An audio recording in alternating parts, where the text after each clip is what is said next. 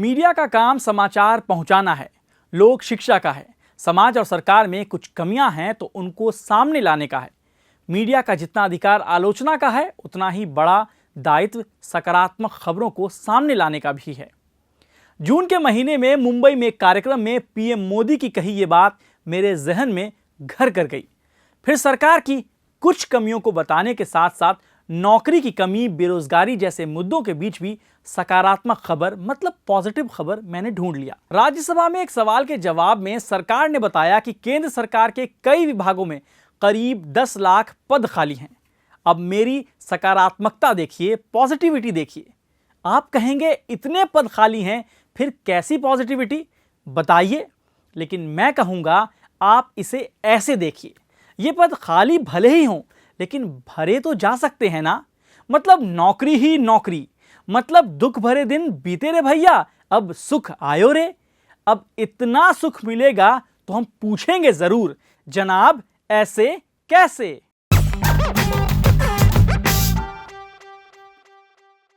दरअसल राज्यसभा में एक सवाल के जवाब में केंद्रीय कार्मिक लोक शिकायत राज्य मंत्री जितेंद्र सिंह ने संसद को बताया कि केंद्र सरकार में अलग अलग विभागों में 9,79,327 पद खाली हैं, मतलब पोस्ट खाली हैं। जितेंद्र सिंह ने एक्सपेंडिचर डिपार्टमेंट की पे रिसर्च यूनिट की सालाना रिपोर्ट का हवाला देते हुए कहा कि 1 मार्च 2021 तक केंद्र सरकार में ग्रुप ए में 23,584 पोस्ट खाली हैं, ग्रुप बी में 1,18,807 और ग्रुप सी में 8,36,936 पद खाली हैं। चलिए आपको अब देश के बेरोजगारों का हाल बताते हैं। Centre for monitoring Indian economy मतलब CMIE के आंकड़ों से पता चलता है कि देश की बेरोजगारी दर यानी अनएम्प्लॉयमेंट रेट जून में बढ़कर 7.8% हो गई है, जो पिछले महीने में 7.1% थी। शहर से ज्यादा गांव में बेरोजगारी का असर देखने को मिला है। भारत के ग्रामीण इलाकों में बेरोजगारी दर बढ़कर 8.03% हो गई है। अब आपको कुछ कमी और दिखाते हैं। जून 2022 के भारत के लेबर से जुड़े आंकड़े बेहद निराशाजनक है। 1,30,00,000 लोगों ने नौकरी खो दी है। जी हां, 1,30,00,000। मई में रोजगार का आंकड़ा 40 करोड़ से घटकर 39 करोड़ हो गया है। देश में जब लॉकडाउन भी नहीं लगा है, उस दौरान रोजगार में यह सबसे बड़ी गिरावट है। वहीं अप्रैल और मई 2022 के दौरान रोजगार में 8 मिलियन की बढ़ोतरी हुई थी, लेकिन मई में रोजगार में हुई बड़ी गिरावट ने इस अप्रैल में हुए फायदे को मिटा दिया है।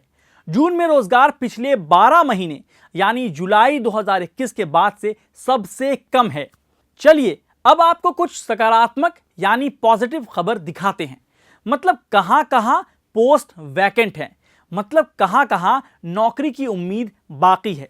अगर आप टीचर हैं और नौकरी की तलाश में हैं तो आपको यह खबर पॉजिटिव दिखेगी। देश भर के सेंट्रल स्कूल में 12,000 से ज्यादा टीचिंग पोस्ट और 1,332 नॉन टीचिंग पद भी खाली हैं। वहीं नवोदय विद्यालयों में 3,000 से ज्यादा टीचिंग पोस्ट खाली हैं। पढ़ाई लिखाई से एक बात और याद आई। प्रोफेसर टाइप वैकेंसी का इंतजार कर रहे लोगों को भी बता दें कि शिक्षा राज्य मंत्री डॉक्टर सुभाष सरकार ने संसद को बताया है कि 44 केंद्रीय विश्वविद्यालयों मतलब के सेंट्रल यूनिवर्सिटीज में लगभग 19,000 टीचिंग पोस्ट में से 6500 से ज्यादा फैकल्टी की पोजीशन खाली है, जिनमें से 3669 रिजर्व्ड कैटेगरी के हैं। मंत्रालय ने संसद को यह भी बताया कि देश भर के सेंट्रल यूनिवर्सिटी में 22 कुलपतियों के पद भी खाली हैं। अब ले चलते हैं आपको उस स्कीम की तरफ जिसकी वजह से बिहार से लेकर यूपी जल उठा था, अग्निपथ स्कीम। अग्निपथ स्कीम के तहत 4 साल के लिए सेना में जवानों की भर्ती का फैसला तो सरकार ने कर लिया, लेकिन आपको बता दें कि भारतीय सेना में कुल 1,16,000, भारतीय नौसेना में 13,500 और भारतीय वायुसेना में करीब 5700 पोस्ट खाली हैं। अब अगर देश भर की पुलिस फोर्स की बात करें तो यहां भी पद खाली हैं। पॉजिटिव भाषा में कहूं तो जॉब ओपनिंग है। Bureau of police research and development के आंकड़ों के अनुसार पुलिस की स्वीकृत संख्या 26,23,225 है। वास्तविक संख्या 20,91,488 है और 1 जनवरी 2020 तक 5,31,737 पद खाली पड़े हैं। इनमें सबसे ज्यादा पद उत्तर प्रदेश में खाली है। उत्तर प्रदेश पुलिस में करीब 1 लाख पोस्ट वैकेंट हैं। हालांकि उत्तर प्रदेश के मुख्यमंत्री योगी आदित्यनाथ ने उत्तर प्रदेश पुलिस विभाग को 40,000 पदों पर भर्तियां 31 दिसंबर 2023 तक हर हाल में पूरा करने का निर्देश दिया है। अब ये कैसे और कब पूरा होगा ये भी देखना है। दूसरी तरफ समग्र शिक्षा अभियान स्कीम के लिए फंड तय करने वाली शिक्षा मंत्रालय की प्रोजेक्ट अप्रूवल बोर्ड की बैठकों में हुई चर्चा के मुताबिक उत्तर प्रदेश के सरकारी स्कूलों में करीब 1,26,000 से अधिक पद खाली हैं। नौकरी की चाहत रखने वाले चाहें तो मध्य प्रदेश की तरफ भी देख सकते हैं। संसद में केंद्रीय शिक्षा राज्य मंत्री अन्नपूर्णा देवी ने बताया कि मध्य प्रदेश में शिक्षकों के 1 लाख से ज्यादा पद खाली हैं। एक और राज्य है बिहार, जहां बीजेपी जेडीयू सत्ता में साथ हैं। वहां करीब 1,87,000 शिक्षकों के पद खाली हैं, मतलब टीचर नहीं हैं।